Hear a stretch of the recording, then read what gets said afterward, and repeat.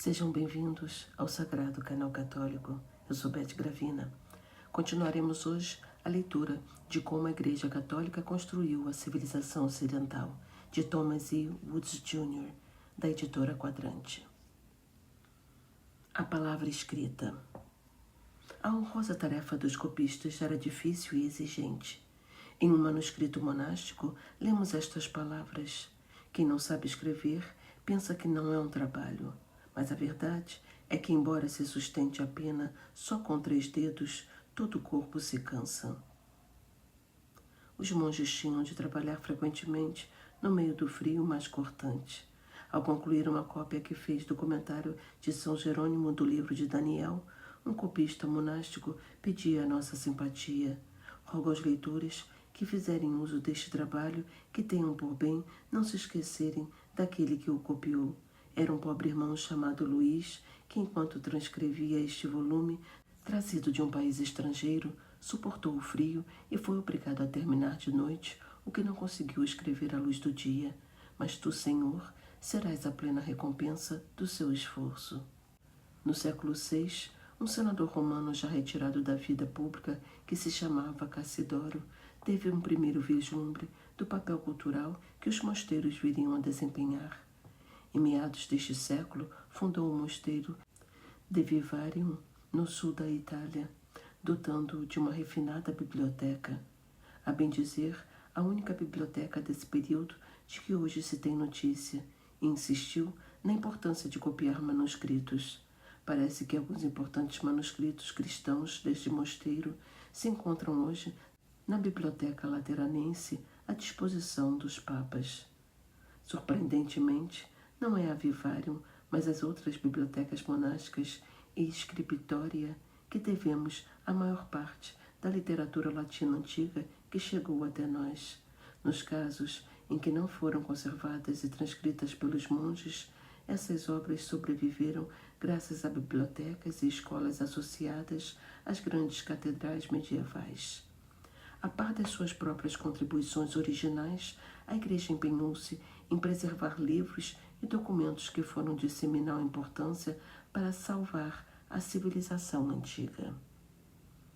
Descrevendo o acervo da sua biblioteca em York, o grande Alcuino referiu-se a obras de Aristóteles, Cícero, Lucano, Plínio, Estácio, Pompeu, Drogo e Virgílio.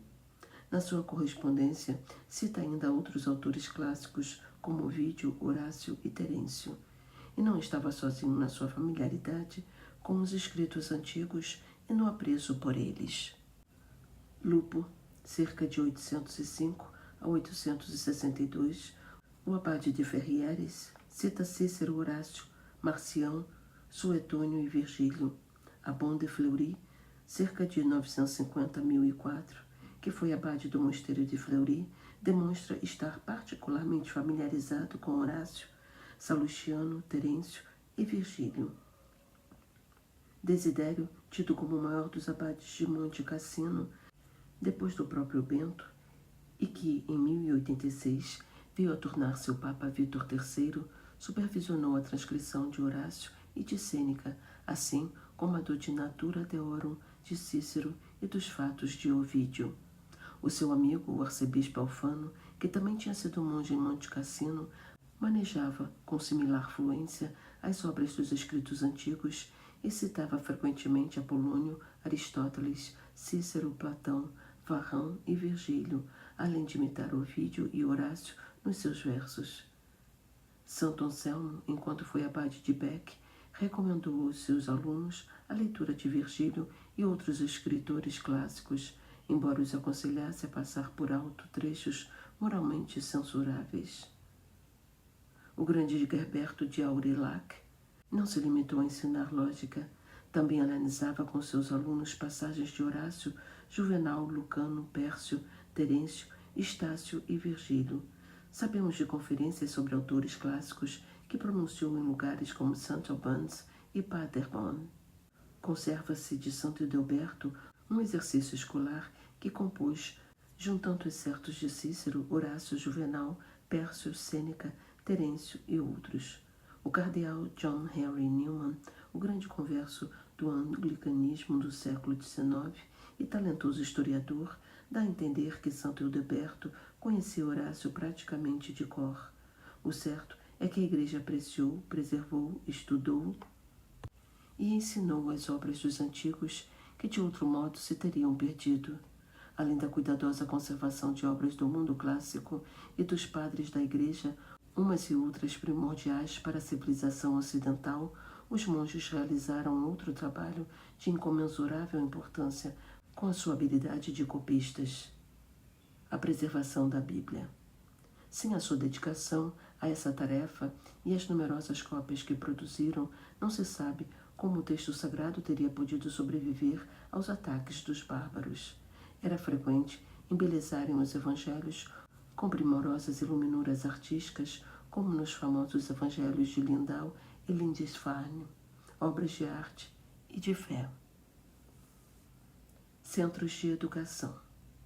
Mas os monges fizeram mais do que simplesmente preservar a capacidade de ler e escrever.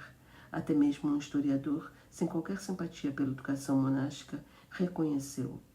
Os monges estudavam os poemas dos poetas pagãos e os escritos dos historiadores e dos filósofos. Os mosteiros e as escolas monásticas tornaram-se não apenas centros florescentes de vida religiosa, mas também de ensino. Outro cronista, não simpatizante, escreveu: os monges não apenas fundaram escolas e foram professores, mas também lançaram as bases das futuras universidades. Eram os pensadores e filósofos da época e moldaram o pensamento político e religioso. A eles se deveu, tanto coletiva como individualmente, que o pensamento e a civilização do mundo antigo passassem para a Idade Média e para o período moderno. Em maior ou menor escala, ao longo dos séculos, os monges sempre foram professores. São João Crisóstomo conta-nos que já na sua época, 347 a 407, as famílias de Antioquia costumavam confiar a educação dos seus filhos aos monges. São Bento instruiu os filhos dos nobres romanos. São Bonifácio criou uma escola em cada mosteiro que fundou na Alemanha e na Inglaterra. Santo Agostinho de Cantuária e seus monges abriram escolas onde quer que se fixassem. Atribui-se a São Patrício os estímulos aos estudos na Irlanda e o fato de os mosteiros irlandeses se terem convertido em importantes centros de ensino, proporcionando instrução tanto a monges como a leigos. Era normal os monges complementarem a sua educação frequentando uma ou mais das escolas monásticas estabelecidas. Abbon de Fleury, sendo já mestre das disciplinas ensinadas em sua própria casa, foi estudar filosofia e astronomia em Paris e em Reims, e ouvimos histórias similares sobre o arcebispo rábano de Mogúncia, São Wolfgang e Gerberto, Papa Silvestre II. É verdade que a maior parte da educação ministrada aos que não iam professar votos monásticos se deu em outros lugares, como as escolas das catedrais fundadas sob o império de Carlos Magno.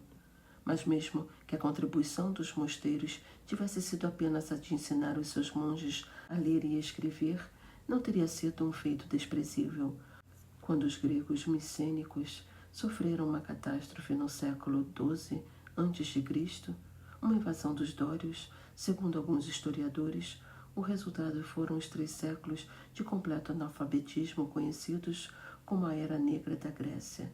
A escrita simplesmente desapareceu no meio do caos e da desordem. Mas o empenho com que os monges fomentaram a escrita e a educação evitou que a terrível destruição que se abateu sobre os gregos micênicos viesse a repetir-se na Europa após a queda do Império Romano. Desta vez, graças aos monges, o cultivo do espírito pela leitura e pela escrita sobreviveu à catástrofe política e social. Certos mosteiros ficaram também conhecidos pela sua proficiência em determinados ramos particulares do conhecimento. Assim, por exemplo, os monges de São Benigno, em Dijon, davam conferências sobre medicina. O mosteiro de Saint-Gall tinha uma escola de pintura e gravura, e certos mosteiros alemães davam palestras em grego, hebreu e árabe. Este apanhado da contribuição dos monges mal arranha a superfície de um tema imenso. Quando o comandante de Montalembert escreveu nas décadas de 1860.